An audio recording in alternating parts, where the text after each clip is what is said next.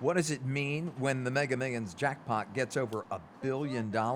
Cyclist Sandy Bennett knows. It means a lot of people have a lot of faith and chance, doesn't it? Sandy wagered $6, 3 tickets. She took her chance at the luckiest store she knows, the Sereno Valley Deli Mart. With that kind of money, one would love to buy world peace, Congress maybe. Just kidding.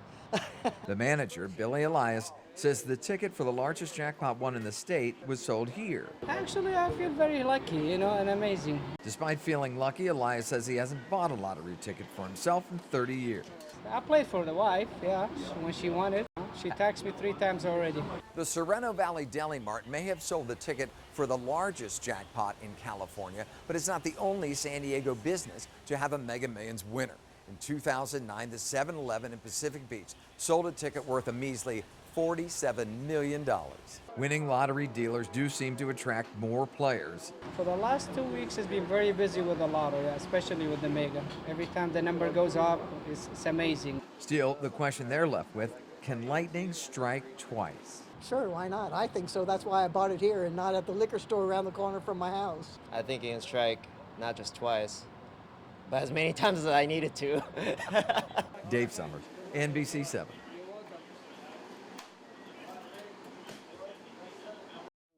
Ayman al-Zawahiri's death was a warning and an opportunity politically and otherwise for the U.S., according to SDSU Professor Emeritus and terrorism expert Dr. Deepak Gupta.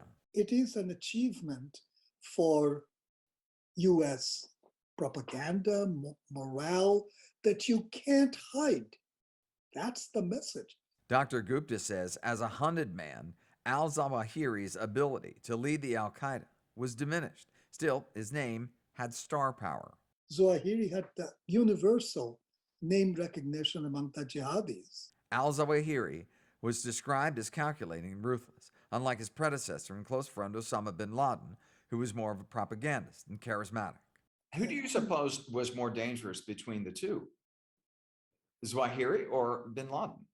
Bin Laden was more dangerous at that point because he was the face of Islamic movement. They intend to kill us. At 31, al-Zawahiri was one of hundreds arrested for the assassination of Egyptian President Anwar al-Sadat. He was jailed and tortured. He helped plan the 9/11 attack, which is what put him on the most wanted list with a bounty of $25 million. Zawahiri was not flashy, didn't have the personality, but he was a plodder. He was very calculating. Dr. Gupta says al-Zawahiri has no known dynastic successor, that his death could discourage others from taking his place and benefactor support.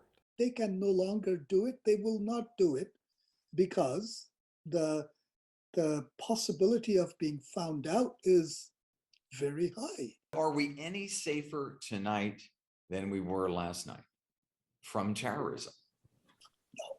No. Is an end of a chapter. Now, what the next chapter brings is anybody's guess. Dave Summers, NBC 7.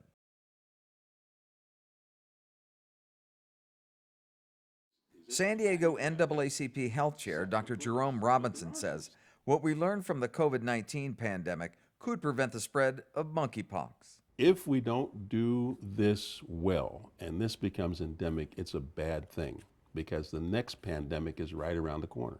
Dr. Robinson says monkeypox is not a sexually transmitted disease, but a sexually associated disease because it's transmitted through close contact. Children are high risk.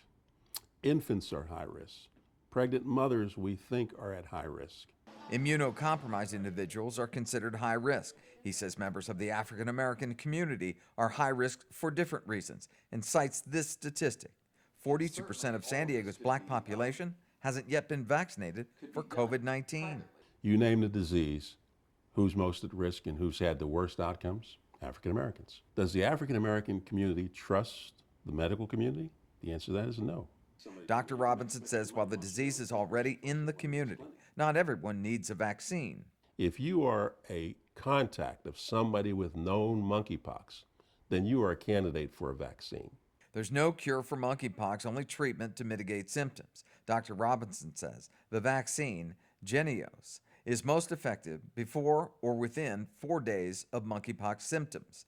JYNNEOS is actually for smallpox, but is also used to prevent the spread of monkeypox. It's taken in 2 stages. 4 weeks after the first dose, you take the second. Maybe we'll be able to get this thing stopped in its tracks before it becomes endemic. We can't afford to have that happen. The version of monkeypox found in most U.S. cases goes away on its own within 2 to 4 weeks. Dr. Robinson says those who contract monkeypox and are in the high-risk groups could require hospitalization. In the newsroom, I'm Dave Summers, NBC 7.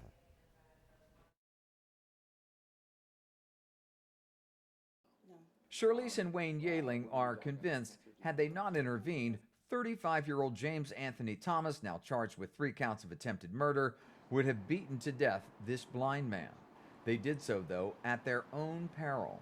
As I was sitting there waiting, I could feel this side, anytime I breathe in, it started to ache. Her husband, Wayne, was stabbed with the same screwdriver in the shoulders and arm. He's an angry guy. When he was beating on me, he hated me. It was just mad. And he was just looking at me when not saying anything, just hated and beating. And I don't think it was an explanation. He was just an angry guy. So what was it that brought the Yalings here at this location at that precise moment? Well, Shirley's is a cancer survivor, double mastectomy in 2014. This was the couple's first day of training for the Susan G. Komen 3-day walk. The Yalings don't know what provoked the attacker, if anything. The blind man's agony drew their attention. Just getting beat. Did he hit him with his stick that you know of, the white? When it was over, he did. I kind of went at him. I'm screaming, "Hey, stop, knock it off," and all that stuff. And he coming at me like this, and so my instinct was just to turn. I turned all the way around, and it just felt like he was punching me in the head and in the back. Walked back toward the victim on the sidewalk, picked up his cane, hit him with it. The Yalings were compelled to act, despite their injuries. They say they would do it again. There's no way to stand there and watch a guy getting beat like that. The gentleman on his back. You can't tell me that you just walk away or, excuse me, I'm going to call 911. James Anthony Thomas was taken into custody on the San Diego River Trail, not 50 yards from the incident. He surrendered to police, still in possession of that weapon. I first get up in the morning very, very stiff.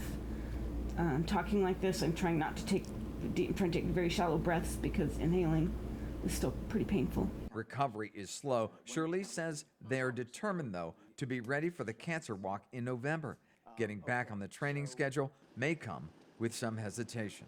I wonder, because I still need to now train again for this 3-day walk, so I'm going to have to start walking again, and I wonder how I'll react. Dave Summers, NBC 7.